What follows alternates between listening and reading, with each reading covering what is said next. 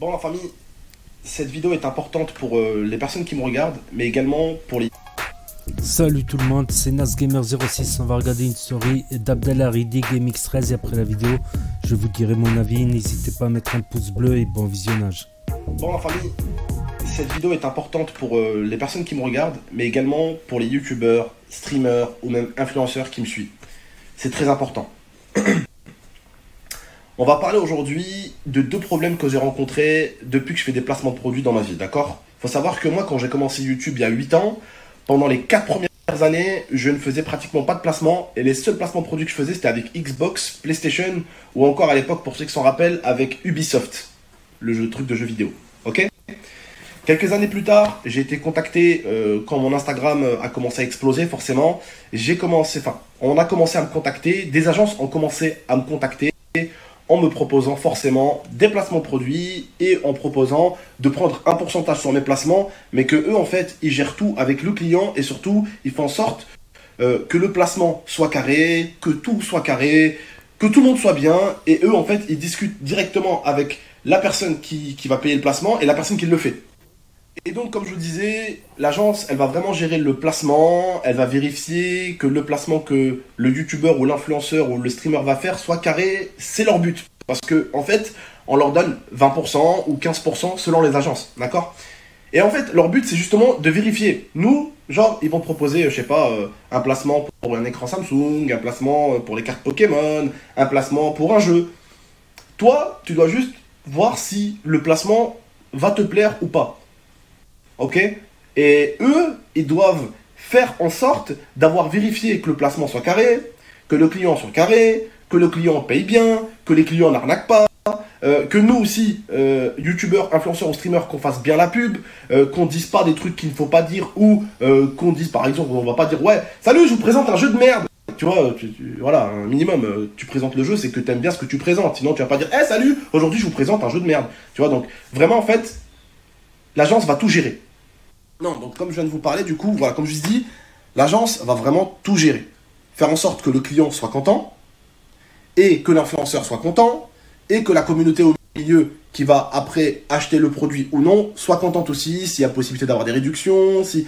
Voilà, vous m'avez compris, l'agence vraiment c'est ceux qui s'occupent de tout. Ok? Le truc aussi c'est qu'on paye l'agence aussi entre guillemets pour que le placement qu'ils nous ramène soit legit, soit propre. Il doit y avoir une vérification de leur part. Et vous allez me dire, ouais, mais tonton, pourquoi toi tu vérifies pas? Pourquoi les influenceurs vérifient pas? Parce que justement, on travaille à ce moment-là avec des agences pour que ça soit eux qui le fassent, pour que ça soit bien fait. Parce qu'une agence, normalement, c'est une équipe. On dit pas, on dit une agence parce qu'ils sont censés être plusieurs dedans. C'est censé être une équipe. Des gens qui cherchent les placements, des gens qui parlent avec le client, des gens qui cherchent si tout est carré, si c'est propre, s'il n'y a pas de problème avec ce placement. Parce qu'ils doivent aussi, normalement, une agence, protéger non seulement leurs clients, mais leurs créateurs, pour éviter que la communauté des créateurs se fasse arnaquer. À l'heure d'aujourd'hui, j'ai eu 3 problèmes avec 3 placements différents. En 8 ans. Donc ça va. Parce qu'il y a 4-5 ans encore, je faisais pas énormément de placements. Comme je vous l'ai dit, les agences sont venues me contacter avec des placements de produits vraiment depuis que j'ai vraiment explosé sur Instagram. Je pourrais tout remettre la faute sur les agences. C'est tellement facile. Ouais, c'est les agences, c'est des grosses merdes. Non. La responsabilité, déjà, c'est nous, les influenceurs, et il y a aussi l'agence. Mais d'autre côté, on ne peut pas non plus négliger les arnaqueurs. Parce que le but d'un arnaqueur, c'est de ne pas se faire attraper. D'ailleurs, je vous invite à aller suivre un youtubeur qui en parle, mais vraiment bien de ça. Il s'appelle Sandoz. Il parle super bien des arnaques et il vous montre comment elles sont montées de toutes pièces, tout carré, et vraiment pour niquer tout le monde. Et il y en a même qui s'amusent carrément à niquer l'État, pour vous dire à quel point même l'État, hein, il s'incruste dans des trucs du gouvernement français, et ils font croire aux Français que c'est EDF, bref. Il y a des arnaques qui sont monstrueusement, mais bien rodées. Et leur but, c'est que ni les agences, ni les influenceurs comprennent quoi que ce soit. Donc ceux qui disent, ouais, ils sont ok, les agences, ils n'ont pas que ça à foutre. Ils gagnent beaucoup d'argent. Pourquoi ils vont vouloir arnaquer pour juste ce placement-là, alors qu'ils ont plein d'autres placements qui sont peut-être legit, qui sont carrés, qui sont propres, et pourquoi ils voudraient juste niquer leur agence pour un putain de placement? Le but de ces arnaqueurs-là, c'est de ne pas se faire détecter. C'est pour ça que quand ils viennent, moi quand ils sont venus, ils m'ont demandé le placement pour les cartes Pokémon, par exemple, ils m'ont demandé une sortie. Ouais, monsieur GameX13, vous publierez ça par exemple le 15. ou le 12. C'est eux qui choisissent les dates. Pourquoi? Parce qu'ils veulent faire poster ça. Comme ça, quand l'arnaque elle est détectée, c'est déjà trop tard. Tous les influenceurs, ils ont déjà publié. On a détecté l'arnaque. Mais les gens, le temps qu'ils disent que c'est une arnaque sur les réseaux, vu que souvent c'est des abonnés, les pauvres qui se font arnaquer, ils ont 15 abonnés, 30 abonnés sur Twitter. On peut pas voir encore tout de suite qu'il y a une arnaque autour de ça. Donc ces gros bâtards entre-temps, là, les arnaques, bah ils ont le temps d'arnaquer du monde. Et quand l'arnaque est finie, ils se sont fait repérer, bah qu'est-ce qu'ils font? Ils suppriment leur site, ils repartent à zéro, ils ont empoché plein d'argent. Donc qu'est-ce qu'ils vont faire avec cet argent? Ils vont rouvrir un autre site qui a rien à voir avec un autre nom, avec une autre société, un autre délire.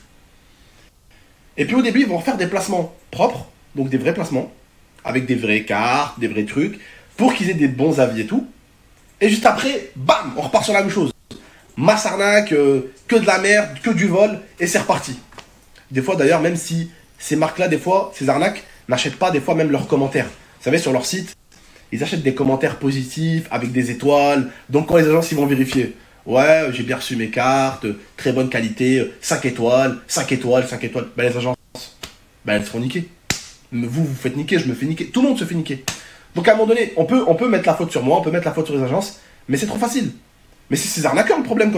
Allah, on savait vraiment pas qu'il y avait des trucs sur internet, que ça se vendait déjà. Et je vous jure, sur la tête de ma femme, carrément. On savait même pas que ça se vendait à droite à gauche.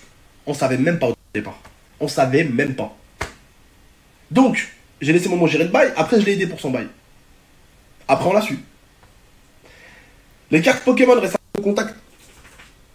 Et encore, il faudrait se dire, en espérant que c'est pas un arnaqueur qui passe par Samsung.